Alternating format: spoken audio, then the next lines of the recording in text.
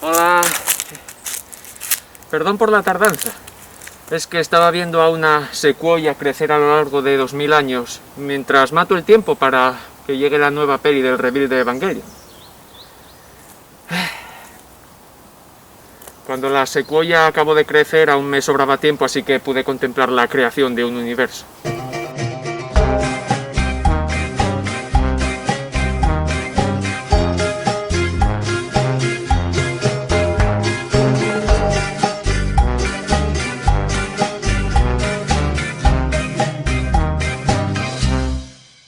Si el Corona Christmas y la cuarentena te han parecido una espera interminable es porque no eres fan de Evangelion.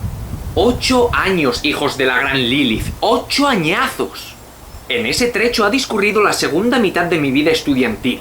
He pasado la pubertad, he tenido tiempo de elevar el hype por Godzilla 3 veces, Star Wars ha tenido una nueva trilogía, Marvel ha sacado entre medias 2 fases y yo he sobrevivido a la debacle del pseudofriquismo a lo largo de todas las temporadas de Juego de Truños.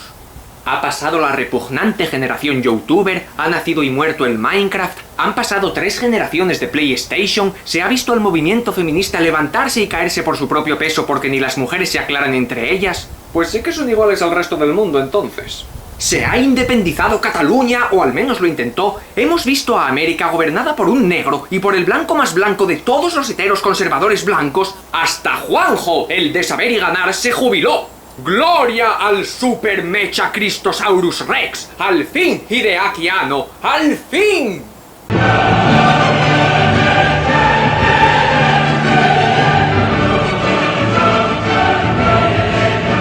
Bueno, en lo referente a Evangelion, soy un fan incondicional, pureta, elitista, pedante y que aún intentando expresarse de forma humilde, en el fondo piensa que tiene la razón absoluta porque con semejante fanboyismo, todo lo referente a la obra tratada es sacro, pulcro y siempre será superior a todo lo ajeno. O sea, que soy como cualquier admirador de cualquier anime a la hora de hablar de este. Así que aquí ya delineo la burbuja personal de mi espectro de tolerancia y a partir de ahora todo lo que diga es de mi cosecha. Todo es mi opinión, mi reacción y mi justificación. Si no te ha gustado el desenlace que trajo Evangelion 3.0 más 1.0, si no te gusta la nueva versión de la historia que trae el rebuild o si te parece que Evangelion está sobrevalorado, puedes delegar toda tu argumentación en mi compadre, el sumo sacerdote del sudalapollismo. Me la suda lo que digas. Muy bien, majo, ya puedes volver a tu cajón. Me la suda lo que digas. Sí, vale, bendiciones. Nunca he hecho una crítica hablando de ninguna peli de Evangelion en el canal, así que me gustaría comentar muy brevemente las pelis del rebuild para hacer de este vídeo un todo en uno. De esta forma doy mis impresiones generales de la tetralogía y después ya paso a resumir y analizar Evangelion 3.0 más 1.0 Thrice Upon a Time.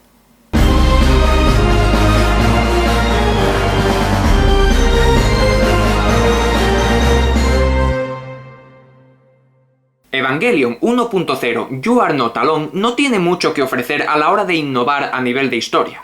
Es más que nada una remasterización de los 6 primeros episodios de la serie. No está mal, pero no es un bol de Special K. A nivel técnico, incorpora animación del siglo XXI sin el nostálgico granulado noventero, una paleta de color muy viva, y el toque microfuturista con el que Hideaki Anno construye su particular mundo de ciencia ficción de género mecha. Evangelion 2.0 You Cannot Advance se sigue recreando en el argumento de la serie, pero suaviza mogollón su denso dramatismo psicológico, aunque manteniendo un tratamiento muy satisfactorio de los personajes. Sus personalidades siguen chocando y enredándose, pero hay un entramado de relaciones y sentimientos entre los protagonistas muy favorable y mucho más positivista que en la serie. Todos tienen sus altibajos y sus conflictos para consigo y con los otros, pero cada uno de ellos acaba en una nota positiva de aceptación y cercanía hacia el resto de personas con las que convive. A mí me encanta el tratamiento de personajes de esta peli, creo que están conducidos de forma extremadamente limpia dentro de todo lo que cabría esperar de la forma de ser de cada uno. Luego, donde 1.0 mostró una pizquita del imaginario de Hideaki Anno a la hora de montar escenas de acción colosales al estilo de la vieja escuela Tokusatsu, 2.0 muestra una epicidad y un despliegue de acción esplendorosos. Aquí se nota la gloria cataclísmica de la escala conceptual que Hideaki Anno puede diseñar con un presupuesto digno y su mente cultivada con el cine de ciencia ficción de la era dorada del cine kaiju. Las escenas de batalla de esta peli están por todo lo alto. La destrucción, los colores, la música, la animación 3D que está muy cuidada y se usa debidamente, el alcance del despliegue de la aniquilación es espectacular. En resumen, visualmente Evangelion 2.0 es un espectáculo muy notable en el compendio de películas de anime. Por todo lo que fue Neon Genesis Evangelion antes y por todo lo que es capaz de dar al renovarse con el rebuild. El tercer acto de esta cinta no tiene desperdicio, se mantiene en alza todo el tiempo. Vuelve a recrear uno de los instantes más legendarios de la serie, si no el que más, pero lo eleva a una escena apocalíptica con un final abierto y expectante. Evangelion 3.0, You Cannot Redo, ya es una historia de rumbo genuinamente nuevo con una propuesta que sigue girando en torno a los temas de Evangelion, pero trae un escenario y mundo no tan reconocibles, puesto que hay una elipsis de 14 años desde 2.0. El tono vuelve a ser desolador y críptico, ya que nunca se aclara qué pasó durante la transición entre la segunda y tercera peli. ¿Puede repetir lo que me ha dicho sobre las cosas? Las cosas. Tanto desconcierto y falta de información, además del nuevo estilo con mucha atmósfera y poca acción, desde luego hicieron que numerosos fans despreciasen esta peli y diesen por arruinado el rebuild. No negaré que a mí al principio también me decepcionó bastante esta peli. Pero según la vi más veces me fui acomodando al concepto de la nueva versión de la historia que Hideaki Anno estaba edificando y acabé apreciando los nuevos toques de ciencia ficción y tecnología nunca antes mostrados en la franquicia, porque son elementos que el director había usado en trabajos pasados. Y entonces le encontré un valor bastante personal a que el muy friki reprodujese esos toques en el nuevo concepto de Evangelion que estaba acomodando con el rebuild. Llega a tener cierto encanto nostálgico cuando consideras que el hombre está más que nada ovacionando sus obras pasadas y jugando con diseños y estilos de su invención. Así es como funciona la cabeza de los directores de cine. Su talento creativo y las ideas que surgen de su imaginación se ven en varios de sus trabajos a lo largo de sus carreras. Y como eso acaba pasando en el rebuild de Evangelion y yo lo identifiqué, pues esta tercera parte para mí se revalorizó. Pero más que nada lo que me acabó encantando de 3.0 es que con el tiempo me di cuenta de que esta peli era un nuevo puzzle sobre el que especular y sacar conjeturas para dilucidar qué podría haber pasado entre la película anterior y esta. De hecho, la anterior tiene unos postcréditos que parecían el avance de la tercera, pero en realidad eran un breve resumen de lo que pasó entre medias. Teorizar sobre los 14 años misteriosos es un ejercicio muy entretenido y enriquecedor si te divierte estrujarte el tarro con el lore de un universo al que eres aficionado. Ahora tu vida está más excitante. Ahora ya voy a resumir Evangelion 3.0 más 1.0, Thrice Upon a Time e intentar explicar un poco todo el entramado de acontecimientos metapocalípticos que pasan. Más que nada para organizarme yo la cabeza, porque desde la segunda mitad del segundo acto hasta el final es todo destrucción colosal en el límite de la dimensión terrenal y trascendencia psicodélica metafísica por un tubo. Es Evangelion en estado puro. La película me dejó satisfecho prácticamente al 100% porque creo que está muy bien estructurada, ya que en sus 2 horas y media delega justo lo que tiene que dar y funciona de forma perfecta como desenlace. La primera secuencia es Wile en la sede europea de NERV dispuestos a conseguir piezas de recambio para el destartalado EVA 2, que como fue puesto en modo bestia más veces que un vikingo con problemas de contención de la ira, pues está para vender por fascículos. Parece un collage hecho por Jack el Destripador. Para acceder a Euronerv, los alegres bandoleros tienen que hackear un pilón monolítico que forma parte de los nuevos elementos tecnológicos del rebuild de Evangelion. Este consolador gigante se supone que inhibe la atmósfera roja inhabitable que trajo consigo el casi tercer impacto, pero está desactivado y lo que intenta Wile es ponerlo operativo para poder bajar a la Ciudad del Amor y comprar nuevas piezas de Bioniclon. Estos pilones ya habían salido anteriormente con brevedad, indicando que servían para contener agentes infecciosos que venían con las apariciones de ángeles o con sucesos como los impactos. Mientras los de Wile teclean a contrarreloj, en el horizonte llega un ataque en oleada de Neonerv con sus nuevas armas, que también suponen un elemento tecnológico muy curioso de apreciar. Ahora la línea limítrofe entre lo que son Evas y lo que son ángeles ya no está clara. Las armas de la organización proceden de unas invenciones que mezclan el devastador poder de los ángeles con los mecanismos futuristas de energía y navegación que NERV ha desarrollado desde el año 2015 hasta el 2029. Hay toques particulares que funcionan tan bien como pieza de diseño como guiño a las pelis pasadas. El mejor ejemplo es ese engendro mecánico, porque la parte que dispara no es otra cosa que el cañón de positrones con el que vencieron al sexto ángel en 1.0. La fuente de energía las llevan esas baterías en cadena que las portan esos torsos de Evangelion producidos en masa que van marchando como la guardia del Palacio de Buckingham y me hacen una gracia que flipas. Me los imagino cantando: Lo mío, pa' mí, lo mío, pa' mí. Y para desplazarse lo que es el mamotreto, pues tiene esos tentáculos taladradores que por donde pasan, arrasan.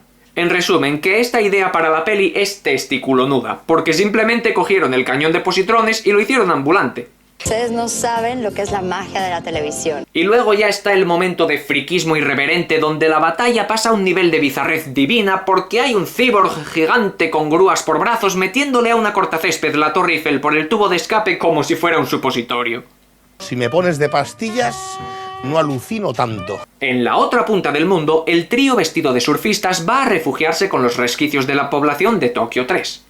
Una hora entera de la peli se compone de escenas de los Lilims supervivientes conviviendo, y se tratan los vínculos entre los jóvenes protagonistas para fortalecer las personalidades de cada uno y dar a entender los razonamientos de sus actos o decisiones.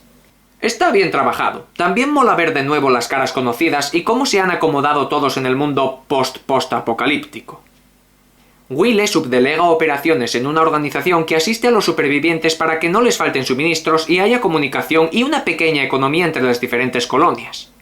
Me hace gracia el detalle de que digan que todos hacen algo por la comunidad, pero solo enseñan a mujeres trabajando en el campo a mano desnuda. El matriarcado se instaura desde abajo. Lo achaco al machismo.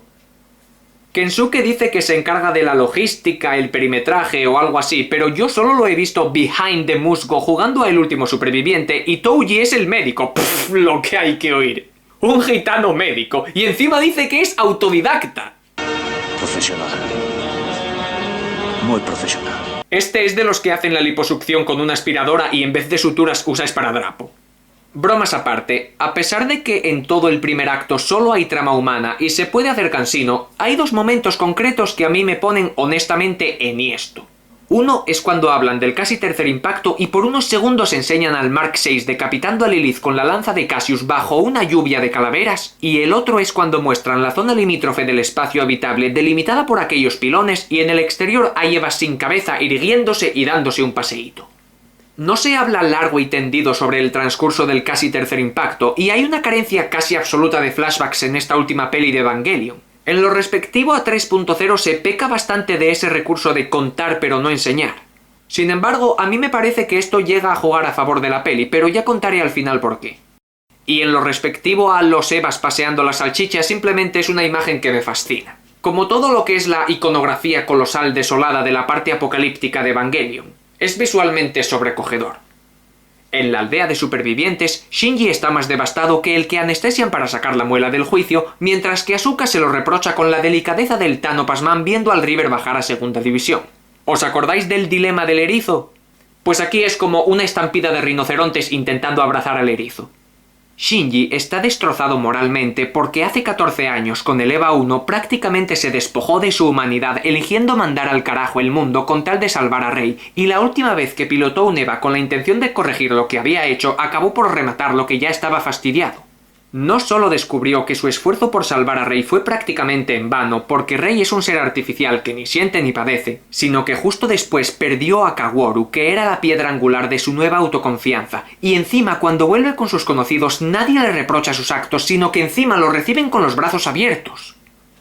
Shinji está en una espiral de debacles emocionales, mientras que Asuka va por casa en pelota viva, así sin cobrar entrada, y con su clásica menstruación perpetua, desde luego no va a tener ni el tacto ni el mensaje necesarios para hacer que Shinji vuelva a tener una razón por la que incorporarse a la vida de nuevo.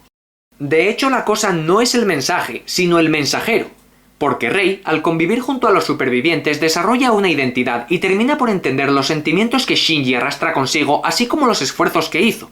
De forma que la chica le coge el aprecio correspondido y le hace ver que los demás le tienen aprecio de verdad. Entonces Shinji sí que vuelve a encontrar valor en sí mismo.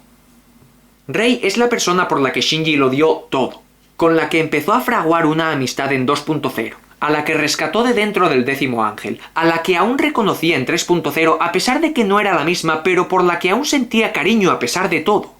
Shinji y Rei son los que tienen sintonía en el rebuild, Con Asuka no hay tanto sentimiento como había en la serie porque ella... bueno, literalmente tampoco es la misma persona. Por cierto, este vídeo tiene spoilers. ¿Cómo quieres que analice la sinopsis si no? Tú eres subnormal, ¿o qué coño te pasa? Cuando todo se empieza a poner bonito, Rey se convierte en Zumo Don Simón porque lleva mucho tiempo expuesta al exterior sin entrar en su tanque de conservación de LCL. Lástima, una waifu menos, quedan 2. Me gustó la escena donde descubre que se está caducando y llora porque me parece un guiño a cuando en la serie se sorprende a sí misma derramando lágrimas en la batalla contra el 16º ángel porque se da cuenta de que sentía cosas por Shinji y se acaba sacrificando con la unidad 00 para salvarle. En fin, solucionado el drama humano, en el segundo acto Shinji se une a las otras 2 pilotos de Evangelion para ir junto a Guile a realizar el asalto definitivo contra Neonerf. Esta segunda hora de peli es espectacular. La animación, los colores, la acción, el escenario y la totalidad del despliegue visual son la prueba de que la espera de 8 años valió la pena. Vaya si la valió. Guile vuela hasta el Polo Sur, la zona 0 del segundo impacto, donde Gendo pretende entrar a las puertas de Gauf y realizar una nueva versión del impacto. La nave comienza a descender hacia las 3 capas de contención que protegen tanto al Geofront como al vórtice. Pasa la primera, después se sumerge en un mar de fallas del infinito y ante la sorpresa del espectador no solo aparece un Wunder más, sino 3. Ahí sí que se demuestra cómo supieron jugar bien con las expectativas de los espectadores. Desde el final de Evangelion 3.0 y con el tráiler de esta peli ya se especulaba y se confirmaba la posibilidad de que Gendo tuviese un Wunder más. Pero aquí nos pegan en las narices con que hay en total 4 naves de estas.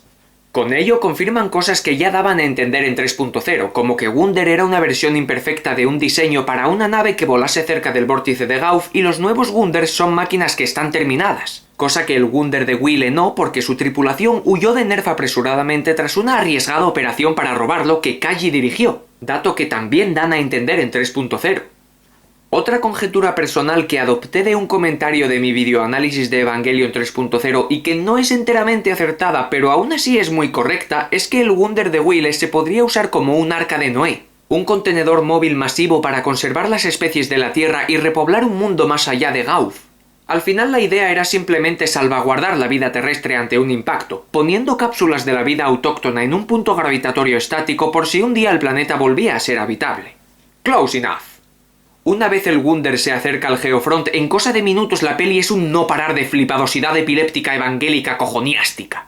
La escena de los Evas 2 y 8 descendiendo hasta el Geofront y disparando a los Evangelion Mark 7 me pareció épica a niveles bíblicos. El torbellino de Evas Calavera es una imagen de proporciones olímpicas. Después luchan a batacazos y latigazos con los despojos de unos Evas que parece que los ha creado Sid, el de Toy Story, y luego con Asuka haciendo que el Eva 2 evolucione a un ángel más el Eva 13 despertándose para consumirlo. Ya tuve un coito solar orgásmico con propulsión a chorros arcoíris y salpicones de materia friquinal por doquier.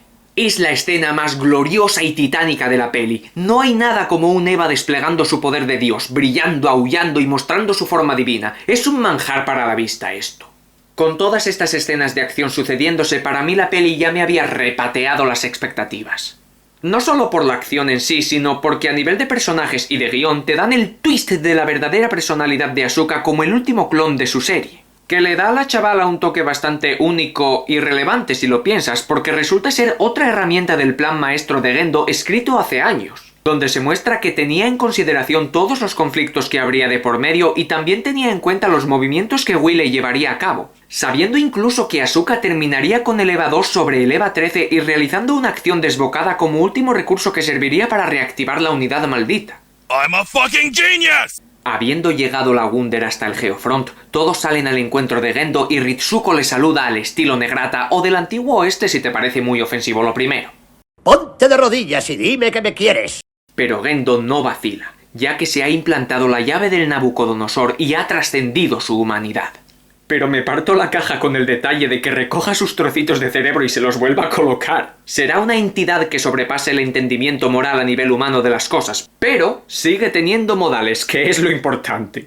Muy bien, ¿veis, niños? Eso sí. Cuando yo ya estaba extasiado y todavía sin recuperarme del colofón del Eva 2, se superpone otra escena apoteósica una vez el Eva 13 se despierta, pues un último impacto comienza sus preliminares. Voy a intentar explicar el impacto adicional de forma organizada y esquemática porque evidentemente se sucede mucha información tanto del propio fenómeno como de tratamiento de personajes. Y funciona igual que todos los impactos en lo referente a provocar la complementación humana, solo que al ser una nueva versión más dentro del rebuild, incluye algunos nuevos elementos que juegan un rol que en pasadas versiones no aparecían como tal o bien se conmutaban de otra manera. Primeramente, los 4 Gunders despliegan alas de luz, lo que permite hacer uso de la luna negra para convertir su materia en 2 lanzas nuevas.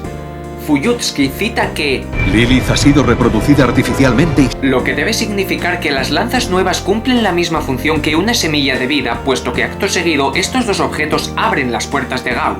Esto cobra sentido si consideramos que las lanzas en el universo de Evangelion tienen por función detener semillas de vida para que no provoquen impactos, y según Kaworu en 3.0, 2 lanzas además pueden revertirlos. Así que imagino que de alguna forma también los podrán causar o activar, al menos basándonos en lo dicho. Por eso, cuando las 2 lanzas nuevas penetran en la zona cero, reanudan el impacto de la Antártida, pero sin volverlo operativo por completo. Es entonces cuando se desborda aquel tsunami de Evas infinitos que son contenedores sin alma. Otra parte de la peli que a nivel visual a mí me deja más colgado que Snoop Dogg en el día a día. Estos son los cascarones donde se supone que van las almas de los humanos cuando se completa la instrumentalización. Es más o menos como cuando en The End of Evangelion todos se convierten en LCL, solo que aquí es un proceso a medias porque aún no se ha iniciado la instrumentalización como tal. Las almas de los Lilims no se funcionan con estos contenedores, por eso digo que el impacto se ha reanudado pero no puesto en marcha. Los Evas rojos decapitados, conocidos como fallas del infinito, son precisamente este tipo de cascarones, que llegaron a conseguir trascender en el casi tercer impacto, pero como se decapitó a Lilith, pues los dejaron tirados y sin poder llegar a ser entidades infinitas. Menudo fraude. Para estas cosas hacen falta sindicatos, porque los de Sile son unos fachas que se piran con sus contenedores de Adams y te dejan las complementaciones a medias. Jodidos, embusteros y embaucadores, hijos de puta. El segundo paso del impacto adicional es cuando Gendo se monta en el EVA 13, que habiendo consumido al EVA 2 cuando era un ángel, más la llave del Nabucodonosor de su piloto, recupera el poder para performar un impacto. Shinji va tras Gendo, se hace con la unidad 1 y ambos se sumergen en la dimensión de Gauss, un antiuniverso carente de materia. La idea principal a nivel práctico tras este impacto es que el EVA 1 y el 13 tienen potencial para ser detonantes de dicho evento al poseer componentes que los vuelven aptos para habilitar uno procedente de los restos del segundo. Una vez los 2 EVAs entran en el místico objeto Gólgota, el resultado del impacto se debate entre las 2 unidades porque están luchando entre ellas físicamente de forma surrealista. Y dependiendo de cómo acabe la discusión paterno-filial, la instrumentalización creará una realidad u otra. Cuando Shinji decide dejar de luchar y hablar las cosas porque el conflicto con su padre es inútil de resolver con mano dura, inicia la tercera parte del impacto alternativo y que da comienzo a la complementación humana.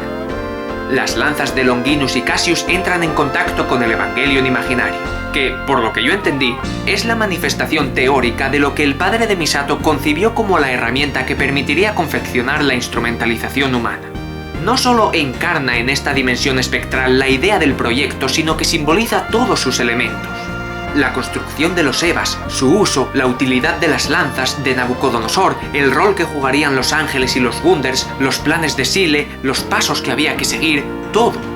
Como el Eva imaginario viene a ser la manifestación de la idea misma de la complementación, puede causarla porque, según Gendo, dentro de la existencia simulada del objeto Gólgota, se puede vincular lo real con lo irreal gracias a las lanzas de Longinus y Cassius. Al menos así lo justifica Gendo. De esta forma, una Lilith blanca colosal emerge en la Antártida. Y en una nota personal, me parece genial que mantenga la máscara clásica, porque así conserva el toque críptico y bíblico de los ángeles y además me cago en la constelación de Casiopea. ¡Qué cosa más terrorífica! ¡Corre, zorra, corre! ¿A quién se le ocurrió meter en la peli esa faz tan gigantesca y horripilante? ¿Qué es eso además? ¿Cómo lo han hecho? ¿Con captura de movimiento o es una actriz real? A ver, lo que es el efecto resulta intrigante de contemplar, pero también es muy bizarro. Y si a mí, que la vi en casa por la tele, me causó un shock psicológico importante, no quiero ni saber el susto que les habrá metido a los japoneses cuando la vieron en la pantalla grande. Debieron pensar que se les escapaba el alma por la boca y se les volvía a meter otra vez por el mismísimo culo. Miren lo que han creado. De cualquier manera, cuando aparece esta Lilith, pariente de Rayman y el policía de la pajarería de Transilvania, la complementación humana sí que adquiere el mismo lenguaje visual que en The End of Evangelion. Los Lilims se convierten en LCL y aparecen cruces mientras sus almas se compaginan con los Evas del infinito, transformándose en mini Liliths decapitadas como simbolismo de que todos son la misma entidad. Meanwhile, en La Wunder, a Misato se le ocurre la idea de convertir a la nave en una nueva lanza por ciencia infusa, porque si los otros Wunders podían crear lanzas, ¿por qué no iba a hacerlo también el vehículo frankensteiniano este a medio terminar? Mari visita a Fuyutsuki en uno de los Wunders negros y su diálogo confirma que la joven era un agente doble y el subcomandante estaba al tanto. Supongo que por eso la muchacha pudo entrar de incógnito a NERV y usar el EVA 2 para luchar contra Zeruel. Me imagino que también cooperaba con Kaji para sabotear la instrumentalización mientras contribuía a la lucha contra los ángeles. Déjate de historias, has tonteado con todos. Seguramente, y esto ya es fanfiction mío, Mari saboteó la base Betania para que el tercer ángel escapase y aprovechando el jolgorio, Kaji se pirase con Nabucodonosor mientras la piloto destruía al ángel, que era un componente de riesgo para los planes del proyecto de complementación. Por eso al final de esa escena inicial de 2.0, Kaji dice que no debería dejarse que los niños hagan el trabajo de los adultos. Perdón por divagar, solo trato de justificar huecos argumentales, pero lo importante es que Mari le dice a Fuyutsuki que al final no quiere participar en la instrumentalización si con ello tiene que arrastrar a toda la humanidad. Fuyutsuki lo entiende, aunque expresa estar a favor del plan tal y como estaba escrito, pero accede a dejar a punto las herramientas pertinentes para que Mari asista con la misión de Wille. Es entonces cuando la Unidad 8 procede a consumir a los Mark 9, 10, 11 y 12 para causar un overlapping y con toda sinceridad esta escena me encanta pero no entiendo un pijo de lo que pasa. Sigo sin entender qué son los contenedores de Adams en sí ni qué consigue el EVA 8 al comérselos y destruir a los Wunders negros. Pero el caso es que Wille crea la lanza de Gaius, Misato hace lo que hacen todos los pilotos japoneses y Mari le lleva a Shinji la lanza. Por su parte, en el antiverso, lo que Shinji procura hacer durante este duelo psicológico no solo es vencer a su padre conociendo sus intenciones y comprendiendo sus sentimientos, sino liberar las almas de sus amigos ayudándoles a encontrar su camino a la felicidad por medio de entender qué aspecto de ellos mismos les impedía conseguirla.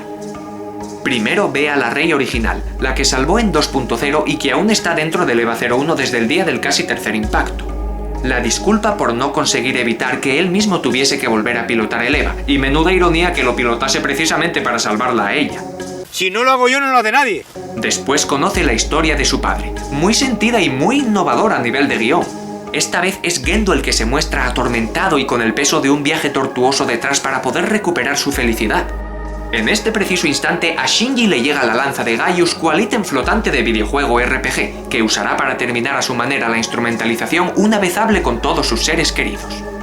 El núcleo del complejo de Gendo nació de no poder despedirse de Yui y eso lo llevó a creer que debía deshacerse de Shinji para tener redención porque sentía que no sería capaz de criarlo solo y el chiquillo no podría crecer como un niño feliz. Con Asuka el asunto es prácticamente igual que en la serie. Al ser la única de su lote que quedaba, se encerró en sí misma por no tener a nadie que le diera cariño o le compensase con afecto la parte de su vida más allá de pilotar el EVA. Así que decidió recrearse en la idea de que su única necesidad y deber era el pilotaje, y aquello no precisaba del afecto de nadie.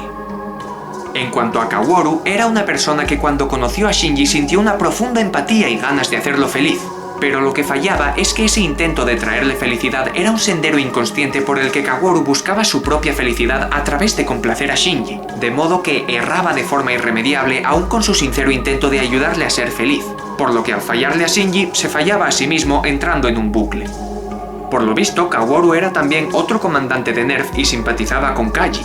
Además, como primer ángel también tenía la capacidad de orquestar el rumbo de la complementación. Por eso en la tercera peli confiaba en poder revertir el tercer impacto con las dos lanzas. Pero ahí entraba su conflicto de usar a Shinji como objeto de su felicidad, y no olvidemos que se interponía el plan de Gendo en 3.0, donde a Kaworu se le acababa quitando de en medio convirtiéndolo en el 13º ángel con el EVA 13. Por último, Shinji vuelve a verse con Rei y le asegura una nueva vida en el nuevo mundo que va a crear. Finalmente la instrumentalización se cancela cuando Shinji, asistido por sus padres, usa la lanza de Gaius para acabar con todos los EVAs. Gendo y Yui se quedan juntos mientras en el exterior la Rey gigante explota desperdigando todas las almas de los seres de la Tierra. La vida se restaura en la Tierra, las cápsulas con las especies del planeta vuelven a este, hasta se ve el entry plug de Asuka junto a la casa de Kensuke en la colonia de los Lilims, y por otra parte, existe una realidad alternativa, el mundo sin Evangelions donde viven Kaworu, Rei, Shinji y Mari. Tal es el final del rebuild de Evangelion y a la vez un principio, un Neon Genesis, un nuevo comienzo. En mi opinión, un desenlace francamente satisfactorio. Dedica tiempo a todos los aspectos de la historia. Tiene escenas con mucho sentimiento y trabajo detrás, tanto artístico como técnico, construye con gran eficacia la atmósfera y en varias partes de la peli la animación es de una calidad superior. La atención al detalle en la locomoción de los personajes es tremenda. Se nota la actividad de cada filamento, cada músculo y cada articulación cuando se mueven. La animación 3D también está integrada a la perfección con los fondos y la fluidez del movimiento va acorde con la masa y volumen de los modelos. Nunca se llega a usar una figura 2D sobre un escenario de forma que la animación quede desigual. Los escenarios y elementos se compaginan a la perfección. La única vez que desentona un poco es en algunas partes de la pelea entre los Evas 1 y 13. Queda un poco regulero porque los modelos no están tan cuidados y sus movimientos son demasiado livianos, como si no tuviesen el peso debido. La fluidez de ambos mechas durante la batalla es un pelín regulera. Pero en contraposición, hay imágenes en esta peli que sin duda se me van a quedar para siempre en la retina. Y quizás algunas me visiten en mis pesadillas. ¡Os voy a comer el corazón! El tratamiento de personajes también está fenomenal y el viaje emocional de cada uno supone una evolución favorable que desemboca en un final feliz. Shinji alcanza su madurez muy temprano en esta peli, lo que resulta esperanzador y brinda gran orgullo el hecho de que se le vea llevar la delantera tratando de conocer a su padre y superando el miedo a hablarle cara a cara. Me parece un giro de tornas buenísimo, así como un arco dramático excelente para el protagonista. La exposición de Gendo es tremendamente emocional y enseña el interior de la coraza del personaje de una forma que se compadece uno de él y se le conoce de una manera completamente nueva. Me parece brillante que se le haya dado esta vez a él la intensidad y complejidad de un personaje con un bagaje emocional tan duro. La forma en la que habla de la soledad como un templo de placidez en vez de una sensación de tristeza y aislamiento me tocó muchísimo. Y llega un momento en que parece que el mismo Hideaki Anno te está hablando directamente. Hay partes de la narración que casi parecen autobiográficas y me reconforta mogollón el pensar que para el director haya podido ser terapéutico terminar de realizar esta película. Lo que es la instrumentalización y la nueva versión del impacto están correctamente llevados a nivel argumental porque todo va acorde tanto en el plano subconsciente como en el real. Según Shinji ayuda a sus compañeros con sus psicoanálisis, también llegan al nuevo mundo que nace tras la instrumentalización. De hecho, como he dicho, se ve el entriplaz de Asuka eyectarse y acabar en la tierra al final, hasta la chica va con ropa de andar por casa. Mientras que cuando Gendo encuentra a Yui y se va del tren, aparece Kaworu porque es el único alma que queda en el EVA 13. En esta versión todo es más literal que en la serie y The End of Evangelion, así que se entiende mejor. Por ejemplo, elementos como los Evas del infinito vuelven la complementación más práctica al ser muestras tangibles de cómo funciona la conversión de almas. Por otro lado, hay momentos de la peli que pueden quedar en dudosa aceptación, como que hay varias frases que razonan el porqué de algunas escenas a pesar de que ciertas partes parecen muy sacadas de la manga. Tales como poder transformar el mundo real con algo imaginario y crear una lanza súbitamente sin dar a conocer el proceso mediante el cual la Wunder se convierte en un Deus Ex Machina. Esto me parece especialmente forzado ya que la excusa es ayudar a Shinji a vencer a Gendo en el antiverso, pero Shinji no necesita ninguna ayuda, es él quien lleva las riendas de la complementación, es mucho más echado para adelante que en la serie. Coña, hasta enseñan que tiene una sincronización infinita con el EVA 1. Si le da la gana puede revertir el mundo a un planeta con forma de tortilla habitado por zanahorias telépatas con patas de araña biónicas.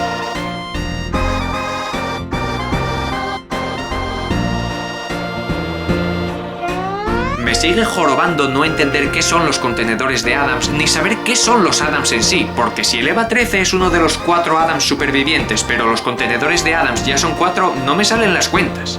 Por ahora sé que los Marks 9, 10, 11 y 12 simbolizan los jinetes del apocalipsis y que son los pilotos de las Wunders negras. Supongo que es suficiente y está bien que Evangelion deje algún misterio como lo hizo siempre. En cuanto a eso, a pesar de que no hablen en detalle de los 14 años tras el casi tercer impacto, se usa en justa medida el trecho argumental que queda para convertir a Kaji en alguien que desempeñó un papel importante y mostrar la épica imagen de la decapitación de Lilith. Es ni más ni menos lo que se necesitaba enseñar y lo mejor es que ocurre justo después de 2.0, así que sobra un montón de tiempo donde pueden caber más hipótesis de los fans. Yo sigo creyendo que el casi tercer impacto que detuvo Kaji no fue el último antes de 3.0 y la decapitación de Lilith no la dejó fuera de juego, porque en 3.0 la cabeza decapitada es de una Rey gigante, no la que lleva la máscara. Y no olvidemos que en esos 14 años un 12º ángel quedó dentro del Mark VI. De eso no dicen absolutamente nada, por lo que me parece una jugada maestra que Evangelion Thrice Upon a Time sea un final tan redondo y aún así deje a la imaginación parte de su historia. Y aquí termina mi crítica. En resumen, creo que este nuevo final de Evangelion ha estado a la altura de las expectativas. Su epicidad visual se conserva y autosupera con escenas de acción impactantes, los personajes evolucionan de forma muy favorable y dan lo mejor de sí, mientras que la parte metafísica de la cinta es un fantástico tapiz para explorar y comprender los elementos crípticos de esta obra tan especial. Creo que Hideaki Anno ha terminado de forma redonda su creación y se merece un buen descanso, pero me muero por ver qué futuros proyectos traerá con su particular toque de autor. Si queréis dejarme alguna idea o hipótesis sobre Evangelion 3.0 será un placer leer vuestro comentario. Y si queréis ayudarme a encontrar mi felicidad, usad vuestra lanza ratón y haced clic en mi canal para buscar algún vídeo más con el que pueda tener el orgullo de volver a entreteneros. Y ahora me despido, Lilims. Hasta el próximo vídeo y feliz instrumentalización.